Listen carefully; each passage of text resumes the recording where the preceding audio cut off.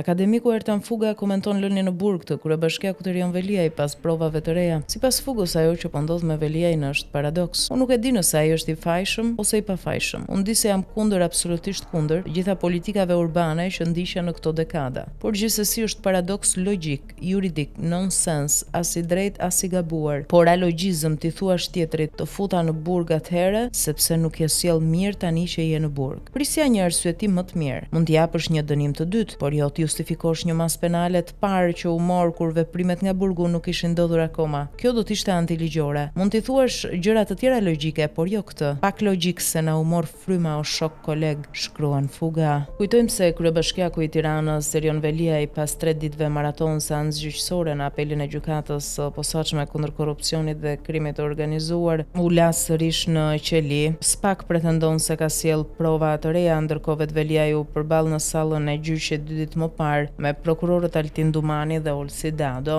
Veliaj thotë në reagimet e tij pas vendimit, Veliaj thotë se Spak e futi në kurth duke i përgjuar telefonatat e burgut me bashkëshorten dhe vëllain.